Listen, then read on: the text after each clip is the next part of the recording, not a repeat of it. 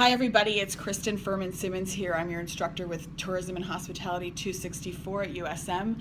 I want to take the time to introduce Karen Sigler. She is the woman behind the slideshow that you're going to be watching today.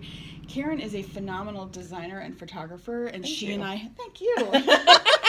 She and I have had the opportunity to work together for several years on projects ranging from Food Network magazine to AAA to Latina to Celebrate New Hampshire Liquor Commission, a bunch of things. Yes, many things. Many things. And one of the things that Karen has taught me is the power of image in translating food story.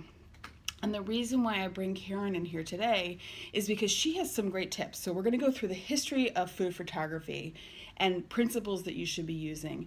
And then we're going to talk in our second part about how you can become a good food photographer. You do not need to be an artist, right? No, you don't. And so can you just tell me a little bit about how you learned about food photography yourself? Sure. First of all, photography. It's sort of been in my blood forever. I was one of those people that was raised in that house that had a dark room where you could develop your own film. I love that. It's very old school 70s. Right. A lot of people don't have dark rooms in their houses anymore. They don't. And so I took my first photo class when I was 16 and learned how to process film and develop film. Right. Remember film, everybody? I know, yes. I'm going to say that, and I'm not trying to patronize you, but again, we learned using film cameras. Yeah. Yes. And I did go to design school, and photography for me there was it was part of the everyday. It was about photographing my current work, the products I was working on, and then after school, it became part of not just my job, but my life. Right. Like photographing your family and photographing everyday events, and I think with the invention of digital cameras and cell phones, it's really, for me personally, has changed photography.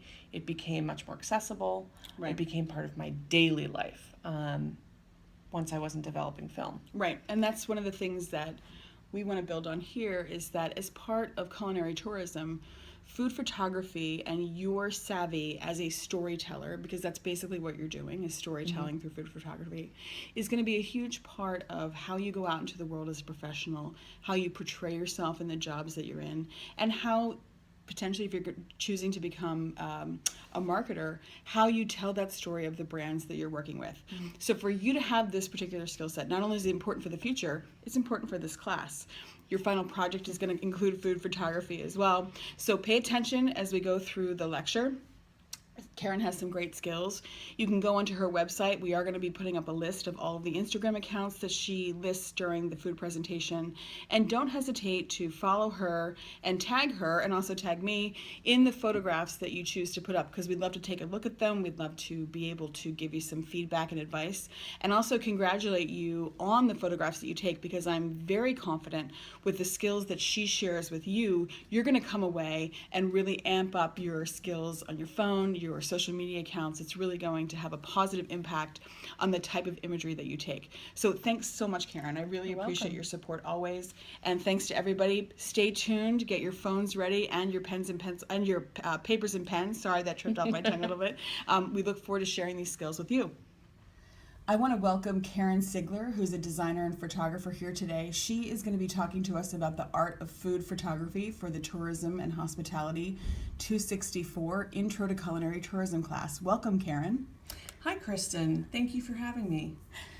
I'm so happy that you're here again to share your skill set with the students at USM. Can you tell us a little bit about why it's so important that students have good photography skills and at least have a good eye for food photography? Sure. As students, you're learning about tourism, culinary tourism, and all that it offers. And one aspect of it is marketing the business you work for or the business that you run. And a big portion of that, as you know, is driven by social media, by websites, and also by your marketing materials. And photography is the best way to showcase the food that your business offers. Yeah, that's beautifully said. I think that every single one of these students knows that the visual image captures you first, right? It's one of the things you see first. you connect with it emotionally. And what I love about your photography is that it's artful, it draws us in, and it's the thing that gets us engaged first and foremost. Yeah, it's fantastic. I completely agree. Not only about my work, but the intent is to sell your product. And if the food is your product, then visually that's your go-to. So the lecture I've prepared for you today gives you a history of the depiction of food in our global society, and it will also showcase how photography has changed how we not only think about food but sell our food. Right. I think that's a really interesting point where most of these students, everybody has a social media account, right? What you see online, things, we eat with the eyes first, and that's an absolutely true statement. The fact remains, though, is that some food photography is better than others, right? And what we want to teach you here today is how to use the skill set that Karen's going to show to your best advantage as an investigator, as someone who's going to be marketing and who's going to be sharing food as part of an overall hospitality strategy. So let's get started. We're going to go back through the history of things. It's important that you guys know where food photography comes from, and let's get started. Sounds great. So the first screen we have here, the art of food photography. Although the image on the screen is not a photograph, it's a painting from the 17th century.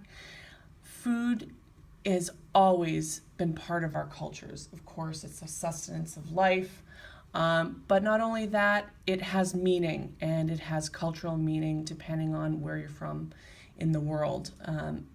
In the Netherlands, food paintings were quite popular amongst the rich set, and the depiction of food wasn't just about food, it was about showing your bounty. It was about showing symbolism through food. So this painting sort of shows you how things were going to happen, we'll say 400 years later, 300 years later, with the invention of photography.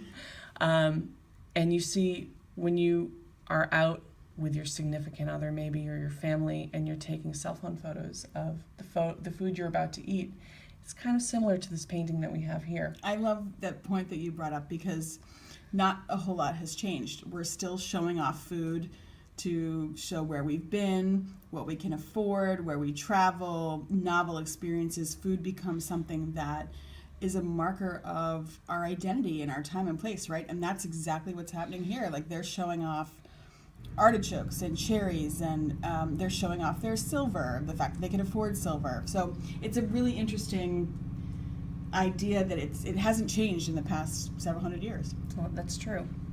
Let's go to the next slide.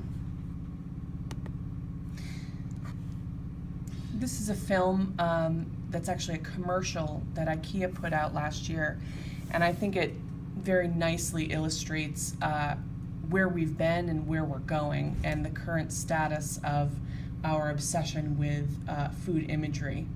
Hope you enjoy it. Okay, let's take a look at this.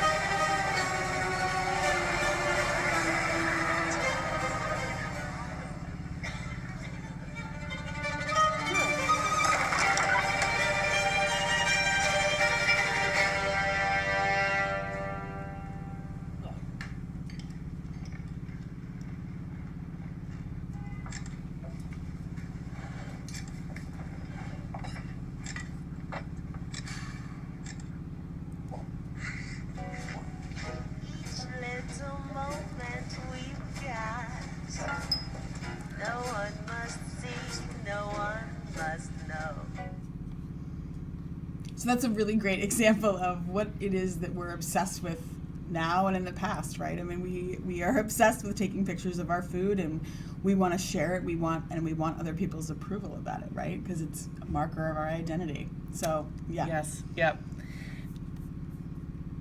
I will be posting a link to that video separately too, just so you can get a better look at what was going on. So now this next slide, we see a painting here again from the 17th century. The earliest depictions of food were, of course, much earlier than that. In Egypt, we saw depictions of paintings of food in tombs. They believed that depicting food in the tombs, it would then become real in the afterlife, and could accompany the person with them to the afterlife. And it was sustenance, but it also showed the bounty of the person that was in the tomb when they were alive, what their worth was. In Greco-Roman times, similarly, they were using mosaics, so tiled mosaics within their homes. These would have been upper-class homes, and it would have shown the wealth of the person in the home to be able to afford a mosaic. But also showed symbolism, and in those times, food it was a sign of hospitality. Right. One of the things that I think is pretty interesting is that if you think about the foods that were depicted in these Egyptian tombs, or even in Greco-Roman times, these are some of the earliest, largest civilizations that were trading with different seaports. So different foods, for example, like white asparagus that would come from Middle Europe. To depict that in any type of picture was a sign of the fact that you had prosperity, but you also had power. And when I talk about power, I mean you had military power, you had trading power. So all of those things were in place to really demonstrate the same kinds of things that we're demonstrating today through food photography. And it's one of those things where food, being the most basic form of nourishment, if you had the power to nourish, what else did you have the power for, right? Very true. So here in this painting that we see depicted, again, the white asparagus, you see also its position, the lighting, the composition, the way that it's handled as far as the twine that's wrapped around the asparagus. It's nicely contained. And that composition and that subject matter is important. And that is also true for today for our digital renaissance that we're going through right now. It's about that subject matter. It's about that composition. And you will need to also think about that when you're taking your images for your business. And cell phones, that they provide everything you need to create beautiful compositions. It's just about knowing how to execute them. Right. I think that's a really good point, Karen, that when you all are working for the different companies, hospitality companies you're working for, hotels, restaurants, tourism boards, etc., there will come a time, they always come to the young people and they say, you guys know how to take great pictures and post on social media. You need to be that best ambassador. So this particular skill set, composition, lighting, thoughtfulness in terms of what you're posting in your caption, we'll talk about that later, but really gives the idea you want to create that moment in time where people get both the emotional connection through feeling, but also they get that physical connection where they, get excited about coming to visit you or eat at your restaurant. So I think, pay attention what's coming up. So here we have depicted the first food photo, and I put that in quotes. The time of the 1800s when they were really scientists that were experimenting with photography. Images, it didn't necessarily matter what they were taking a picture of. They needed to find a composition and learn about actually physically taking a photograph. They needed to learn about light. And one of the best ways was through setting up a still life. And in 1827, a photographer created this piece because food had been depicted for so long in art, it was already ingrained in everyone, not just artists, but the layman. So here, creating a foodscape and setting up the shot, it was natural. But you see again how what we're doing now, it's quite similar. This is escape, as you would see in any magazine today. Right. Can you talk to us a little bit? And I'm going to use my finger. Hi, everybody. So if you look here in this picture, there's a lot of balance here in the middle. This entire scape fills the image. Sure. What can students take away from looking at this 1827 photo? Something, we're almost 200 years later here, people, but there's a lot of great composition qualities here that you should pay attention to. What would your advice be? Well, I think, again, the setup is similar to the paintings of the 16th and 17th century. With composition and with food, it is about abundance. We're seeing that a lot now with the top over, as I would call them, right, photographs. So, again, an image taken from above of the table and the tablescape.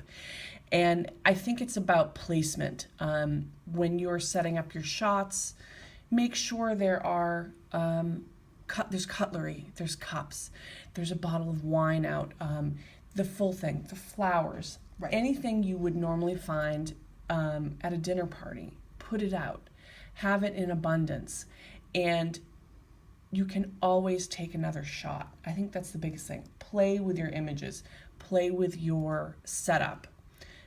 Set something up, take a shot, look at it. I think for most people, when it comes to art and photography, it's about your gut feeling. What feels right to you? Right. Does the shot seem filled out? Does it seem abundant? What's your focal point? Here, what's the focal point? It might be the bowl. It might be the glass of wine. Right. They're in the center. My eyes immediately drawn to it. So again, don't be afraid to take multiple shots and to change your scape. Yep, I think that's a great piece of advice. And then the other piece is that I know that there are some of you out there who don't think that you're artistic. You're going to be like, I'm not an artist. I don't draw. I don't paint. If you go by some of these basic principles, it will turn you into an artist. I promise. And here's what I mean. The balance that Karen was talking about, the abundance, filling the frame. If you create that focal point, which she was talking about, and then fill in around it, you will create a good shot for yourself. I bet you'll surprise yourself. Yes. Okay. Here again, of course, later on, 1846, Henry Fox Talbot, with another photographic still life. He was doing something similarly where he's playing with light and dark and composition in creating this piece. And again, this is at a time when photographs, these men were really scientists. So this is like they're really just trying out the effects and the potential of the effects of the camera. But look at this shot. I mean, this is straight out of Betty Crocker, right? Right, except it's 1846 and Betty Right. Crocker hadn't been invented yet. Right, yeah. And so the scape, again, what's the focal point? Probably the pineapple, but he's showing you the abundance. The fruit is dripping down onto the tabletop. And although there's not color, you can imagine it. I mean, Right. You see the lusciousness of this, and you can create the same thing in your images as well. That's great. Ooh, look at this. Here we go. This actually looks straight out of the 1950s. Like It does, but doesn't it's it? so funny that it's 1867. This looks like something that would have been in Better Homes and Gardens in the mid 20th century. But yet here we are. Look at this. So this is from a very famous cookbook that is still in print, I believe, at this point in time. And he was taking recipes to the masses. Of course, these recipes were coming out of the monarchy, but he was gathering these recipes and putting them in a book and and creating these lush color plates for the book depicting the food, this is what would have sold you the book. It would have sold you the recipe, and his professionalism is his images. You know, for every chef, if you can't go and eat at their restaurant, if you can see a picture of the food they make, Yeah, I agree. you know their worth, right? Exactly. I mean, up until this point, cookbooks or cookery books were basically just lists of recipes, and they were relegated to the arena of, you know, your household staff, or you know, people who were, you know, someone who was doing the cooking in your house. And it was one of those things where it was a reference book and not an enjoyment book, right? It wasn't something where now people look through cookbooks like they read a novel, right? They enjoy them in bed at night when they're reading. They enjoy them as reference books in the kitchen. So this is the really beginning. What we see with Jules Gouffe's work is that this is the beginning of selling lifestyle, right? Where you want something spectacular like this to bring it into your home, you too can be a fantastic cook, right? So it's a phenomenal transition from food just being something that other people did to saying, you know what, you too can be a great cook, you can live like this, you can eat like this, and you can wow and entertain your guests.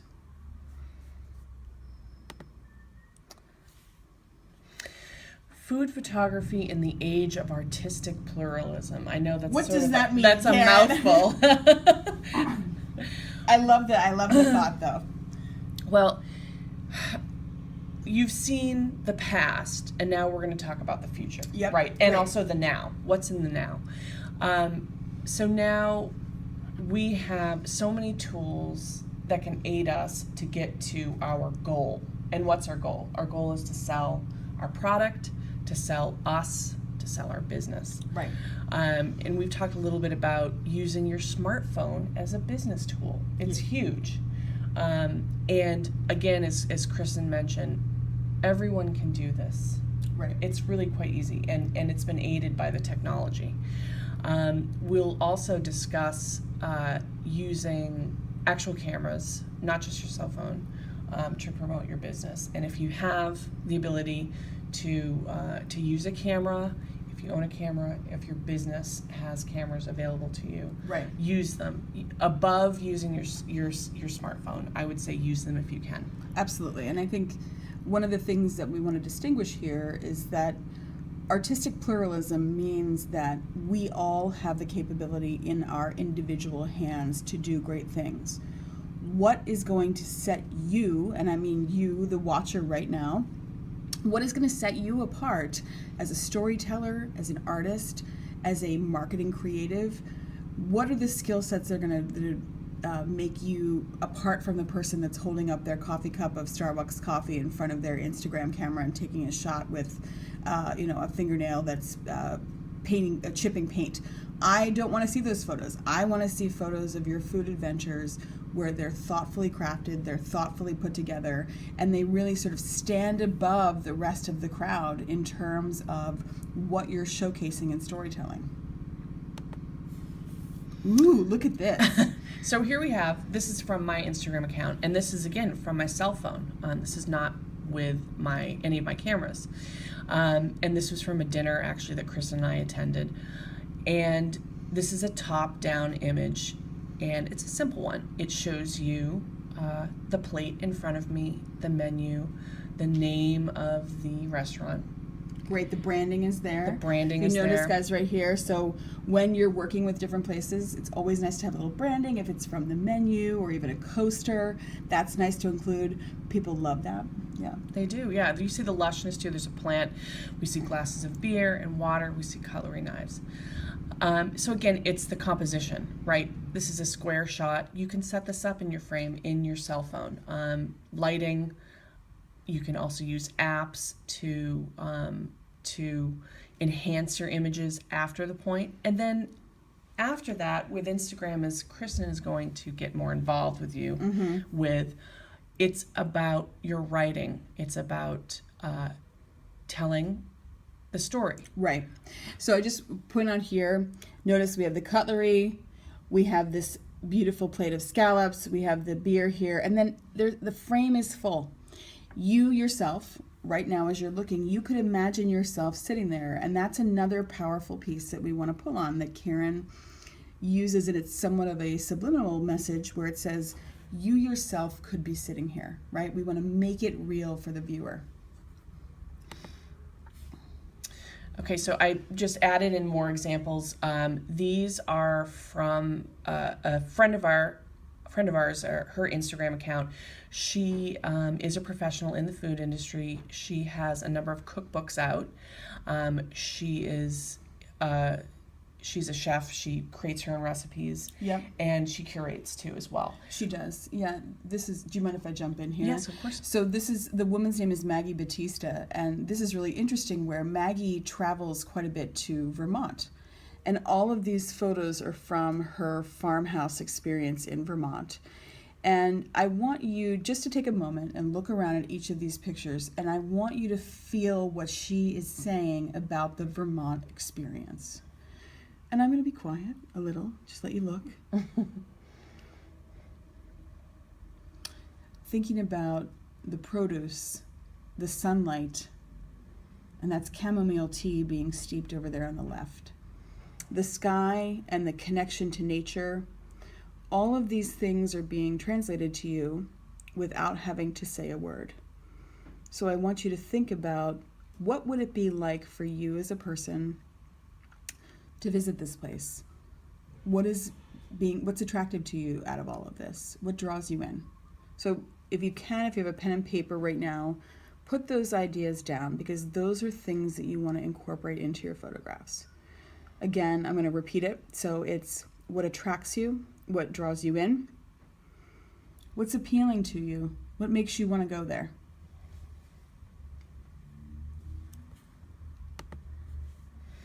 So we have another Instagram account, different person. And this gentleman, I actually went to high school with him. He now lives abroad. And he is doing something totally different than Maggie was doing, where his brand is showcasing his graphic sensibility and sensibility of his passion for food. So he's combining both. They're phenomenal. So as an artist and a designer, he's actually doing multiple things at once. He's creating basically art pieces with food. It's interesting. I'm just taken by the way he sets up his shots, and they're very simple. Like, look, I mean, it's just artichokes. I love it. Right? But the thing that's neat here that you easily can incorporate in your own photographs, there's not a whole lot in these except for the food and the background.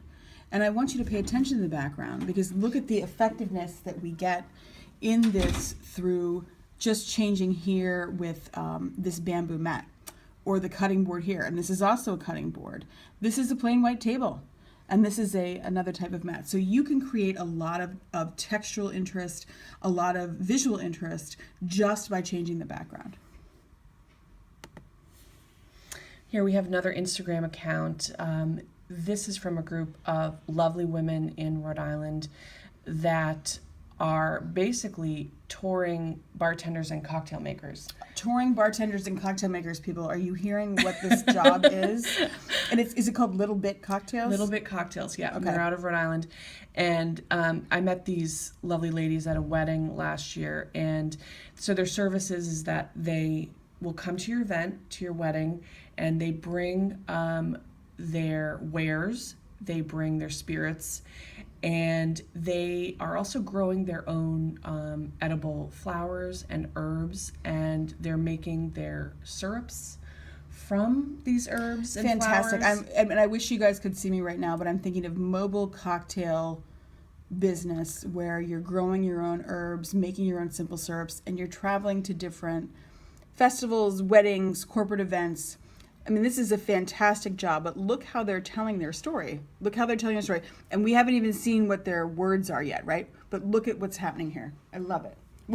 Karen, what do you like about it? Well, I think for me, as you said, there are no words, and they're showing me actually depicting what it tastes like. Right. Yeah. They're selling me their product. Right. So I want to go to an event where they are catering the spirits. Yes. Because it's delicious. And they're not just showing me their product, they're showing me the ingredients.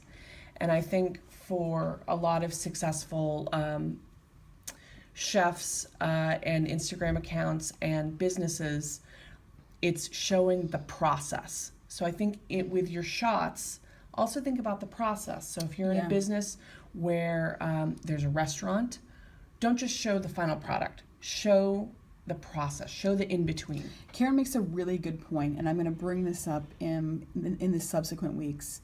Process is really important, and here's why. You guys are savvy people. We live in an age where information is part of our everyday experience. We have easy access to information. We have easy access to background. And knowing how people make things and the spirit with which they make things is part of the draw. We are living in an age where, fortunately, we have the opportunity for some authentic marketing. And I mean not inauthentic marketing where you're trying to, orchestrate the process behind things just because you think it'll look good. People are actually interested in the story, the origin story, the experience, the feeling, the good, bad, and the ugly. People want to know it all because it doesn't take away from the final product, it adds to it. So we're going to talk about that more. I'm going to get off my high horse about it right now because I want you just to enjoy these beautiful pictures. But I think, again, you cannot underestimate the valid point that Karen was making, that this kind of photography demonstrates the process. And if we can see your process and see that you're real people working for a real company when you graduate, that's what we want to know. We want to know what it's like. We want to know how you make things. We want to know what to expect, because we don't expect everything to be polished, perfect, and fantastic at all times. We want to know that it takes real people, real blood, sweat, and tears to make great products. So I think that's a powerful part of the story. Okay, so the slide that's up on the screen now is actually a screenshot of a piece that Kristin and I did together. So Kristin and I work on the side together. Right. Kristin as a food writer, for me as a food photographer, and this was a piece that we did for Celebrate New Hampshire magazine with the New Hampshire Liquor Council. Yeah. And what you see here is, of course, Kristin's writing, my photography. We're selling you the business and the spirits they provide. So on the left, we have the chef, Julie cutting. We can tell by the shot, she is a wonderful human being. She has this big, beautiful smile. She's next to a picture of a cow. They must sell beef. Right, exactly. And also the picture, we're looking again, composition. It's about Julie. She's an incredibly strong person, just both in spirit, but you can also see that from her arms and her muscles, where she's a very straightforward, direct chef. She makes great sort of meat-centric menus. She works at a place called Cure down in Portsmouth, New Hampshire. And she brings on staff, a lot of them are women, who have that same philosophy, and her bartender or bar manager has the same approach to her cocktails as Julie does in the kitchen to the food that she makes. So again, when we did this article, these women's personalities really came forward, and Karen made the decision. She said, not only are we going to talk about the food and the drink, but we want to promote the people behind it. And Karen did this gorgeous job at doing a chef portrait, but also this portrait of the bar manager, where we're looking at the cocktail itself, but then we also have this nice background, and it's in this thing. It's called bokeh, correct? Is it like a little bit? So you can use this you can do this on your phone too, where you can kind of filter out a little bit of the background and create the drink as the focal point. But I love this because we get really interesting portraiture along with the food. This is one of my photographs from the Cape Arundel Inn, the restaurant Ocean. We want the food to be in front of us. We want to see it. We want to taste it with photographs. So it's when you take your images, put it right in front of you. Get on top of it. Get in it. Right. you will do a lot better if you're just starting out, especially. This is a close-up, right? This is like we're holding this plate right at our face. If you start with this technique and you use your phone and if you press, your phone and you get that nice focal center spot, then you're going to get something like this. And again, you get great texture. There's wonderful contrasting color here. We have the greens and the reds playing off of one another. So again, Karen makes the great point. If you want to start out and give yourself some success to build on, get close up, because then we also get that scrumptious factor, right? We get that sensation like, ooh, I'm gonna eat this, it's gonna be so delicious. So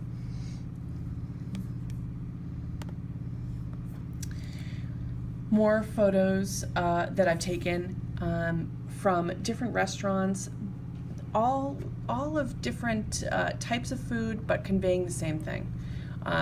What's the power of a good photo? It tells your story, it sells your brand. So again, we have some process. We have the lobster, it's being plated in front of you, and then we have the dessert, it's being eaten. You can taste it. The marshmallow is dripping out of that. Right, and don't be afraid in your food photographs. I love that Karen had this shot of this sweet potato souffle with marshmallow topping where she let the marshmallow ooze a little bit, because guess what? In that ooze is so much deliciousness. And when people see that photograph, oh wow, right? It's so good. I'm hoping that you guys at home watching this right now are as excited about it as we are. So here again is another Instagram shot, and we've talked a little bit about tips of the trade. The biggest one is to curate your shot. So that means set it up. What is the focal point? What are you trying to sell? Here, we're at the Allagash Brewery. We're at a launch party. Excuse me. And we're here. There's one of their brewmasters is pouring beer from taps. We have it lined up. This is the brew of the evening. Right. So we have them lined up. We see the action, the process of him pouring it. We see there's still head on the beer, so we know it's fresh. Right, I love that. And I want you to think about something kind of cool in this photograph. Karen shows a perspective that you guys might take these beers back to your table and then photograph them. Step back a little bit and see, look at this really interesting composition. This line here we have with the taps, and then this almost a reflection. So we've got two different lines going here. We've got, you're standing at the bar. You can feel yourself right here. And looking in, this is not something that normally would be photographed, I think, by the average person, but it's such an interesting artistic perspective. We can't see his face, and that's completely okay. But again, think outside the box in terms of the overall composition that you want to create, because all of this wonderful texture and these taps, this whole thing is beautifully made, gives you a sense of feeling, right? It gets you a sense of place, which is hugely important in culinary tourism. We want that sense of place, more so than I think just photographing this beer in your hand or at a table. So you get an idea of what the whole Allagash experience is like. Great picture. I love that. Thank you. So control the outcome. Use your tools. What's your tool? If it's your smartphone, use an app's filters, lighting. If you don't have lighting and you have a friend with you, have them use the light on their phone above we'll show focal that. point. Yeah, we'll show you how to do it. But those tools in your phone, and again, if you're actually using an actual camera, you have tools in that camera as well. So you need to think about lighting as well as your composition. Yeah, and the one note tip that I want to throw out there in the beginning, and we're going to show you after we finish the slideshow how to do this, is that light is your friend.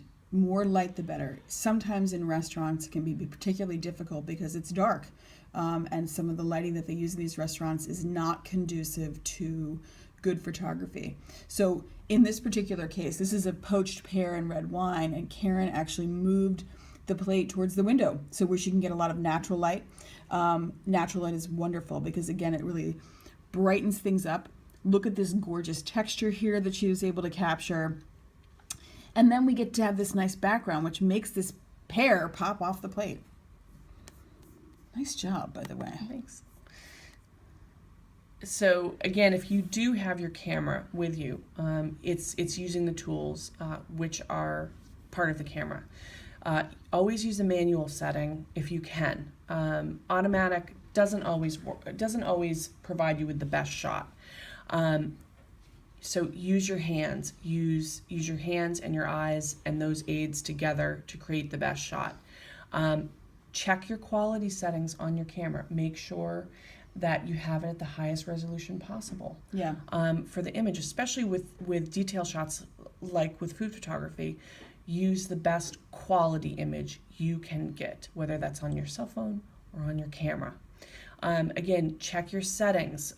Your camera, of course, your cell phone will have certain settings that are buttons you press to aid in lighting, whether that's a flash or other. But again, on your camera, use your settings like your ISO and your f-stop to change within the instant. And then afterwards, you can use software like Photoshop to do your final editing. Again, you could use Photoshop on your cell phone images. If you download them on your laptop or your desktop at home, Photoshop can be used for either. And I think that's important. Just as within your phone, there are filters and there are apps that you can use to change your smartphone photos. If you have the ability to use Photoshop and you have Photoshop, I would say do it every time. And it's one of those things too that for many of you, you may be working with companies right now who have purchased Photoshop or the Adobe Suite as part of the software that they use. So don't hesitate to ask your boss to play with it, because you can get access to that and really create some compelling lighting techniques. You can punch up the color. I really encourage you to ask, for those of you who are working in the hospitality industry, to ask your boss if they have that software, if you can use it, because one of the things that's so nice about it is that once you get in and play with it a little bit, it's a fairly intuitive software. For those of you who don't have Photoshop at your fingertips, I highly recommend something called Canva, and I will make sure that we put that in the slideshow notes. But again, same principles here with this lovely portrait of this bartender. She's actually creating a delicious grapefruit cocktail. That was so good, I remember. But again, we're filling the frame. We have this nice focal point of her pouring the cocktail of the action.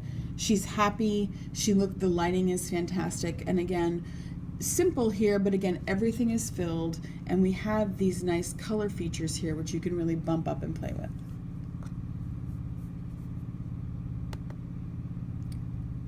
Is that it? That is it. Fantastic. So for those of you guys who are watching, we're going to have part 2 coming up, which is going to be our actual hands-on photography session. So get your smartphone ready, get your pens and your papers ready to take some notes.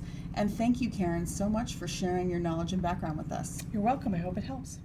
Okay, I'm going to show you some of tips of the trade that I have for photography. From our setup, we're going to use our smartphone first. And hopefully everybody has smartphones. Everyone probably does have a smartphone or one they could use.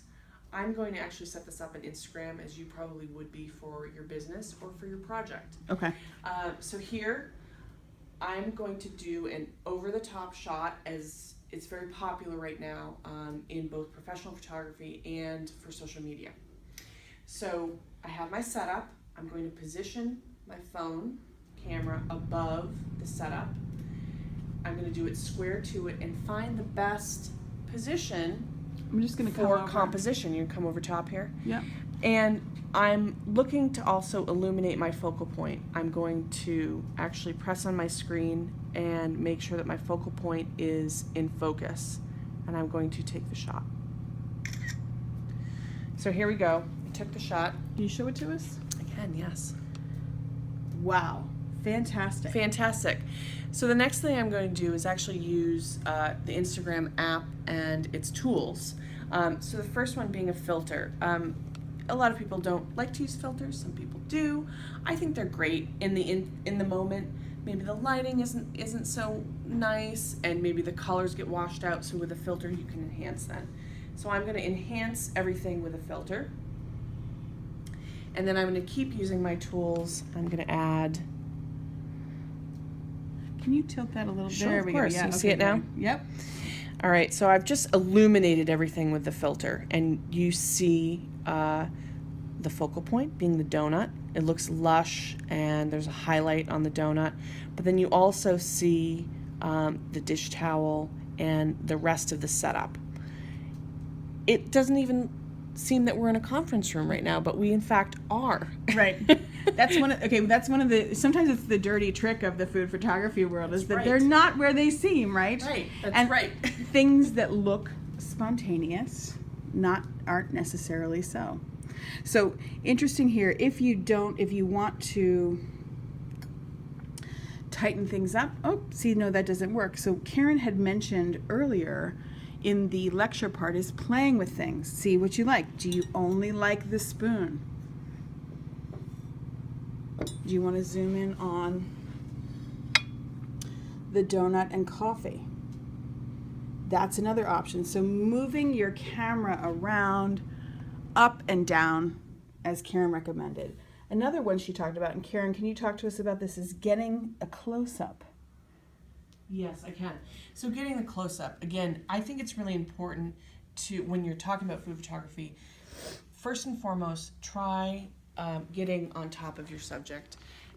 Put the plate in front of you. You want to see what you're going to eat. Just as you would be sitting here in a chair about to eat this donut, your face is really close to the donut. I think your camera should be as well, so you see the texture, the lusciousness of the frosting and the sprinkles. And I realize we're using a donut here.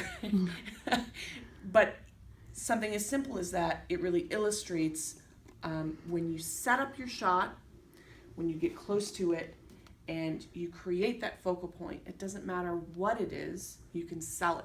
Right. So thanks so much, Karen. Are there any other tips that you would recommend right now? I think for your cell phone, the biggest thing is using the tools in your phone to highlight your image. Don't just take the photo, set it up, use your tools, use good lighting, and then you can create anything. Fantastic. Thank you. You're welcome.